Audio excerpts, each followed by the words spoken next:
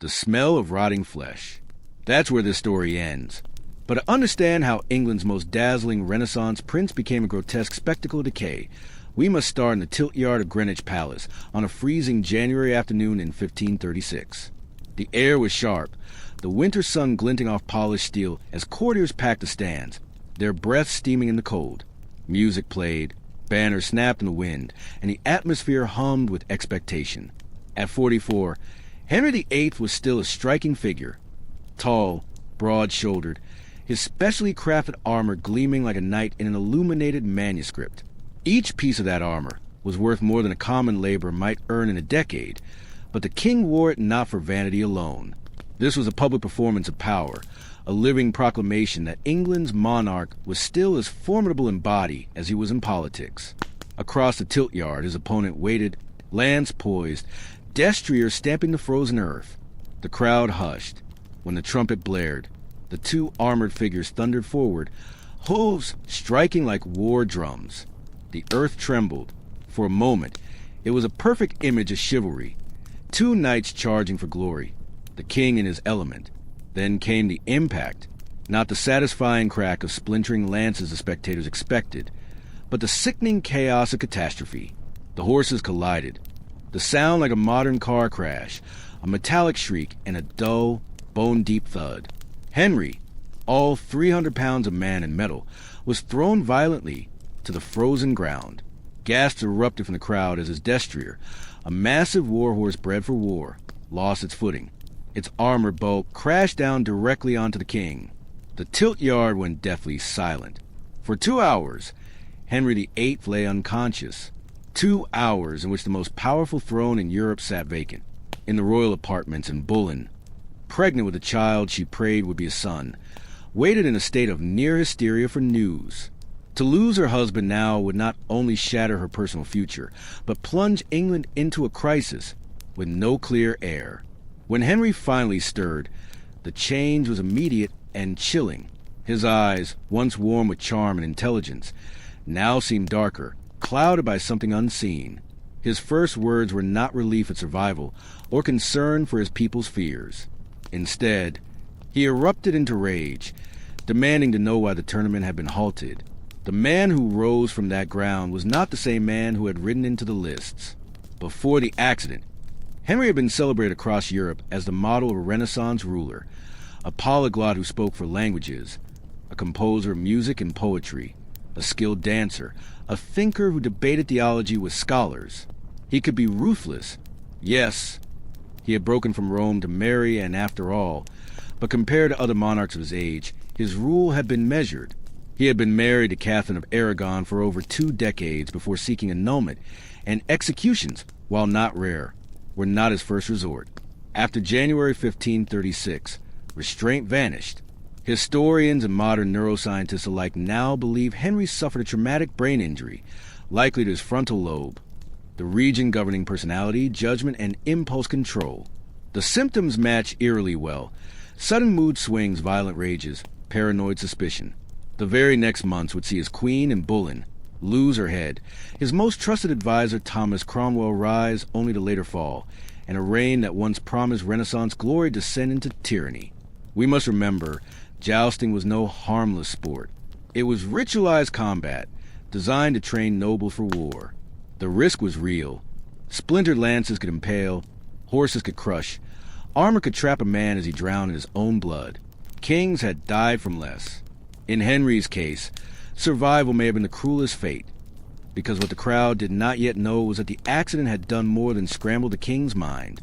It had reopened a wound that would never heal, and in doing so, it had set in motion an 11-year descent into physical agony, mental disintegration, and a death so foul it would be hidden from the realm for centuries. The fall in the tilt yard had not just altered Henry's mind, it had ripped open his flesh in a way that would become the central torment of his remaining years.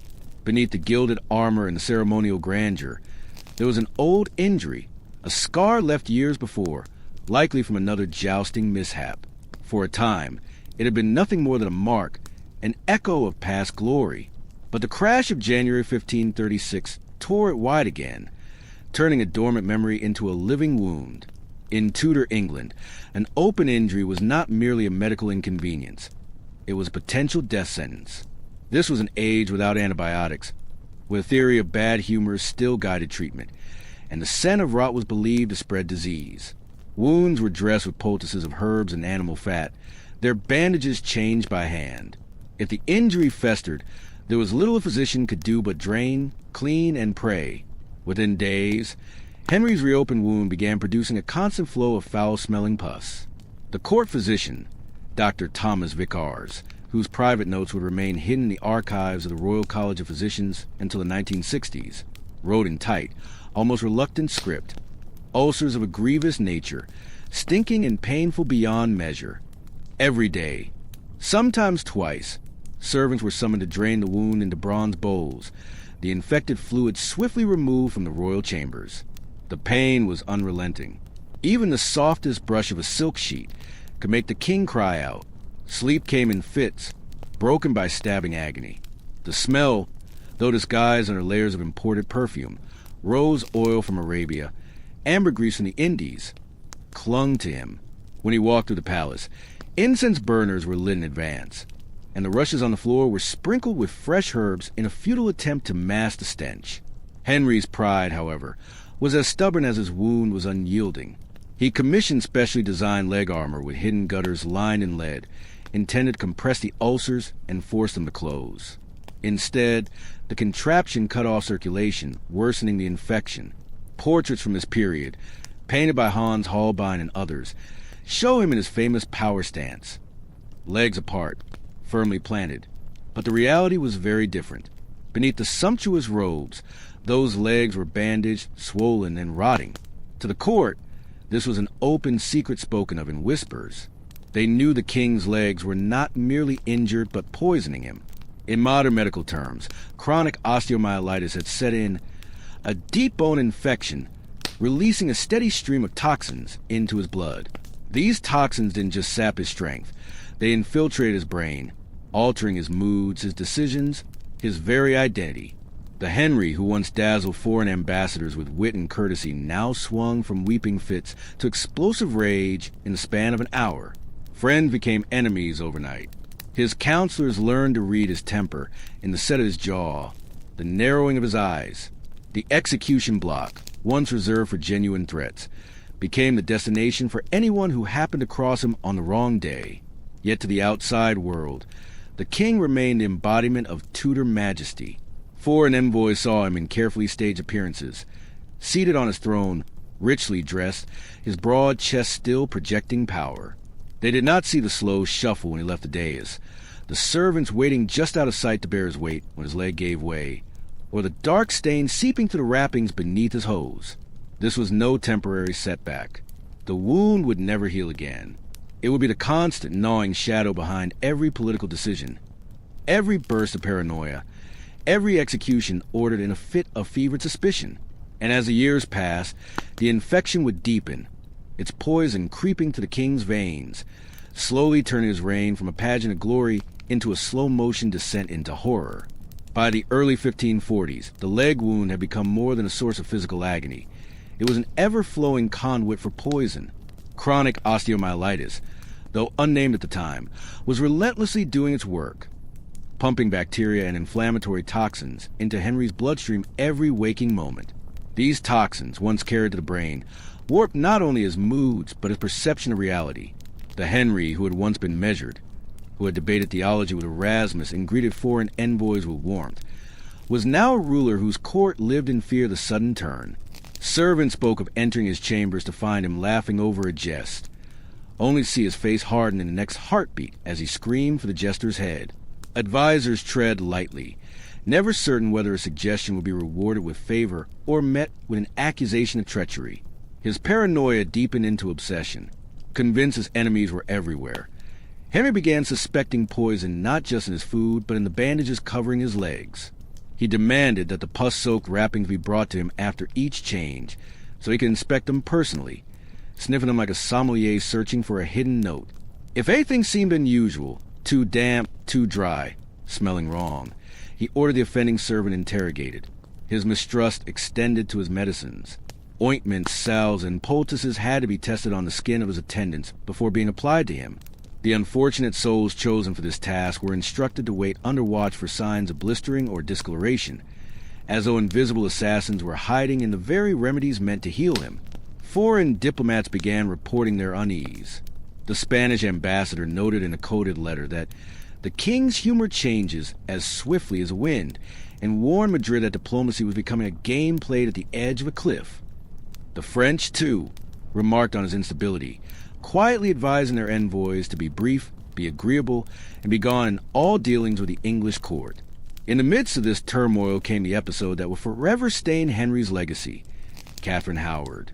She was perhaps 17, a girl with laughing eyes and a quick wit, plucked from the orbit of the Howard family to become the king's fifth wife. To the aging monarch, now 50, grossly overweight and in constant pain, she was a vision of youth and renewal. To her, he was a man she could scarcely endure. Contemporary gossip claimed she needed wine to steel herself for nights in his bed, and whether or not that was true, the match was grotesque in its imbalance. This was the paradox of Henry's later reign. A man too heavy to mount a horse without aid, chasing the illusion of virility through the conquest of a teenager. His pursuit was not merely personal but political. Another chance to secure a male heir, to outpace the shadow of mortality now stalking him. But the marriage would end in yet another execution, another public display of the king's capacity for swift, merciless judgment when trust, real or imagined, was betrayed. By 1542, the physical and mental decline had accelerated. The ulcers, festering for 6 years, worsened. The discharge thickened, the color shifting from the sickly yellow of infected pus to a greenish hue, then to the brown-black of necrotic flesh. Dr. Vicars noted this change grimly, aware that the stench of death was no longer a metaphor but a medical reality, and with the change in his body came a deepening of his mental instability. Henry had begun ordering executions more frequently, sometimes without trial, sometimes for reasons so slight they were whispered about only in disbelief. Courtiers no longer spoke of policy in his presence. They spoke for survival. The wound in his leg had long since stopped being just a wound. It was a slow-moving executioner, reshaping the destiny of a man in the course of a kingdom, bleeding poison into the veins of England's most powerful ruler, until the line between the king's sickness and the sickness of his reign blurred beyond recognition. By 1544, the court of Henry VIII was no longer a glittering stage of Renaissance brilliance. It was a theater of dread. Every corridor in Whitehall and Hampton Court seemed to whisper with caution. Every servant step measured, every glance weighed.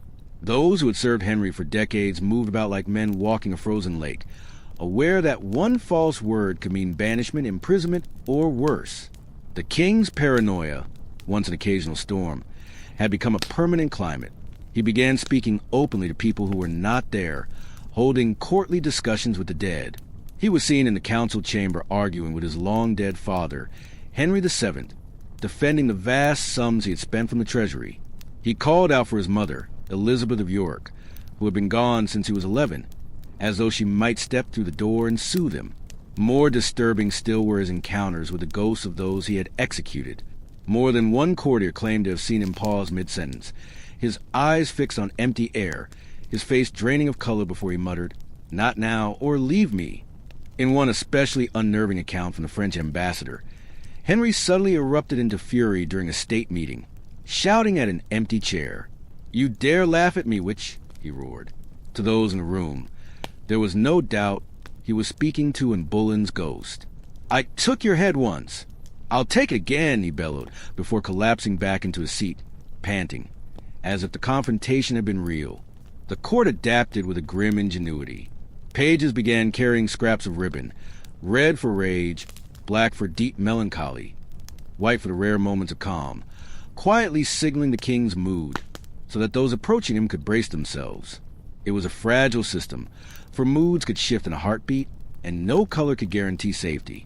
Physically, Henry had become a colossus whose bulk reshaped the very architecture around him. His weight, already enormous, continued to climb, pushing his waistline past 54 inches. Doorways at Hampton Court were widened to allow him passage, the marks of the alteration still visible centuries later. Floors were reinforced with extra beams after one chamber sagged alarmingly beneath his tread. Special chairs were constructed with removable arms because the king could no longer fit between them. Dressing him was a process worthy of military logistics, for men were needed to maneuver his massive limbs into clothing while he lay in bed. Once dressed, he was hoisted upright with the aid of pulleys and transferred to a wheelchair, a sight never to be shown beyond his private chambers. Public appearances were carefully choreographed to preserve the illusion of strength. The king supported discreetly by attendants as he moved. But the physical decline was mirrored by an equally grotesque fascination with death. The most famous portrait of Henry, the Whitehall portrait that defined his image for generations, once held a darker truth. In 1960, during restoration, X-rays revealed that his left hand had originally been painted holding a wooden staff topped with a human skull. Holbein had painted it faithfully, but after Henry's death, his son Edward VI ordered the detail covered. The young king could not bear for his father to be remembered as the death-obsessed madman he had become. Whispers spread that the skull had belonged to a monk from one of the monasteries Henry had dissolved, though some insisted it came from an executed enemy. The king was said to tap it against the floor while speaking, an unsettling habit that set even his most loyal courtiers on edge. By the final months of 1546, the man who had once been Europe's handsomest monarch was nearly unrecognizable. A bloated, raging figure whose very presence was a test of endurance. Courtiers discreetly held pomanders of perfume to their noses when approaching him. Some of the ladies in waiting, overcome by the stench of infection and rot that clung to him, excused themselves only to vomit moments later. The court had entered its final season of fear. The king's body was collapsing, his mind slipping, but his capacity for cruelty remained untouched. The stage was set for the last, most terrible chapter of his reign, a chapter written in the smell of gangrene, the cries of the dying, and the slow ticking of a clock running out for the House of Tudor's most infamous son. The winter of 1547 fell heavy over Whitehall Palace, but no frost or icy wind could match the chill that settled in the king's private chambers. Henry VIII was in visible, irreversible decline. His leg ulcers, which had plagued him for over a decade, had entered a phase beyond even the grim expectations of his physicians. The flesh surrounding the sores had turned black, a sign of gangrene, while the wounds themselves had tunneled so deep that bone was plainly visible beneath the tattered skin. Dr. Thomas Wendy, the king's personal physician, recorded his observations and notes, so disturbing they were hidden for centuries in a private collection. He described the smell as overpowering, the sort of stench that could not be masked no matter how many perfumes were poured or how many censers were swung. Servants fainted during routine bandage changes. Windows had to be kept open despite the freezing January air, the bitter wind preferred to the suffocating odor decay that clung to every surface. The infection was no longer local. It was systemic. Henry's liver was failing, staining his skin a sickly yellow, a hue mirrored in the whites of his eyes. His kidneys, overrun with toxins from the rotting tissue, struggled to function. The urine he could pass was scant, dark, and pungent with ammonia. His abdomen ballooned with fluid, straining the skin until it shone, adding crushing pressure to an already tortured body. The king's appetite flickered between extremes. Some days he could barely choke down a few bites of soft bread, while on others he demanded rich meats and sweets, the act of eating seeming less about nourishment than about distracting himself from the agony. Yet every swallow was an effort, his swollen tongue thick in his mouth, his speech slurring into wet, gurgled fragments that only his closest attendants could decipher. Mentally, Henry drifted between sharp lucidity and fevered delirium. In the moment of clarity, he knew exactly what was happening to him. He would fix his physicians with an icy stare and demand a cure, promising them unimaginable wealth in exchange for relief. When none came, his gratitude curdled into rage, threats of torture spilling from lips that could barely shape the words. In the delirious stretches, his mind roamed to places more unsettling still. He cried out for his mother, begging her to shield him from the demons he claimed were clawing their way up from beneath his bed. He spoke to his long-dead brother Arthur, apologizing for stealing his life.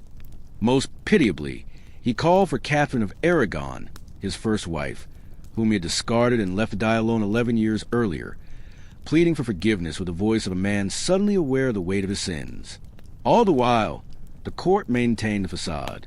Official proclamations described the king as recovering from a minor ailment. Ambassadors were told he was resting comfortably, that he would grant them audience soon. Behind closed doors, however, Edward Seymour and the Privy Council were already drafting plans for succession. They knew the truth.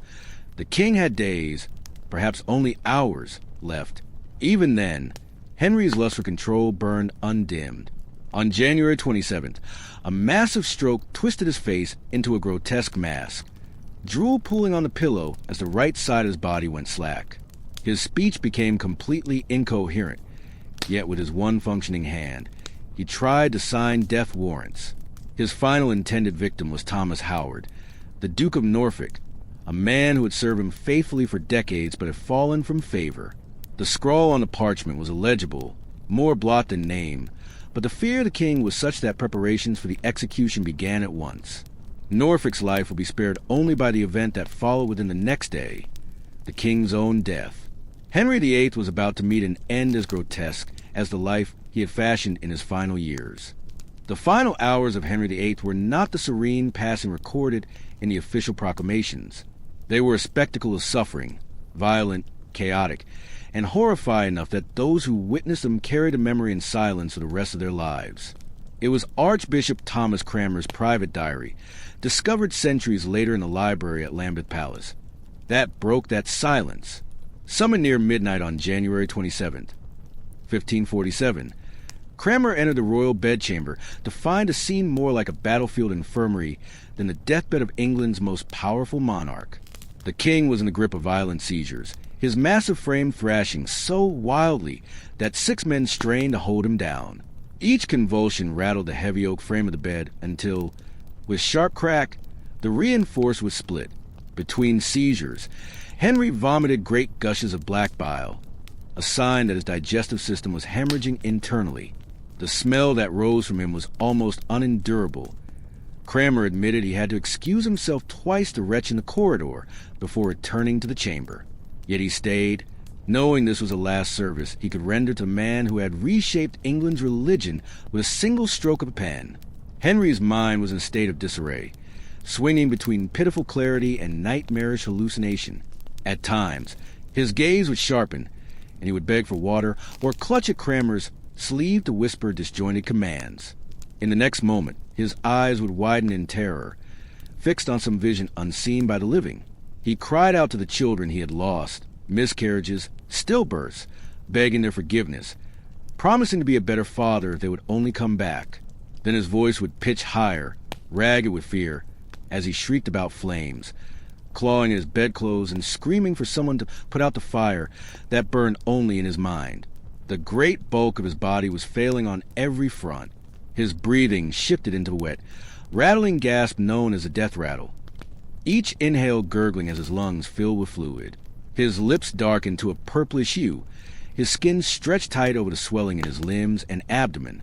Still, Cranmer tried to reach him, kneeling by the bed and asking the question Protestant doctrine demanded. Did the king trust in Christ for salvation? If so, could he give a sign? The archbishop took Henry's huge, swollen hand in his own. For a long moment, there was no movement. Then, faintly, Henry squeezed, once weakly, and his fingers went slack. At 2:07 a.m. on January 28, 1547, Henry VIII was dead, but death did not bring peace. In truth, it marked only the beginning of a new horror. Almost immediately, the infection that had ravaged him in life turned its fury on his corpse. The vast, bloated body began to swell even more as gases built up inside. The smell of decomposition intensified with every hour. Those stationed outside the chamber could be heard gagging, some running down the hallway to vomit. The Privy Council moved quickly, not only to prepare the succession for the young Edward VI, but to contain the political and physical dangers posed by the king's remains.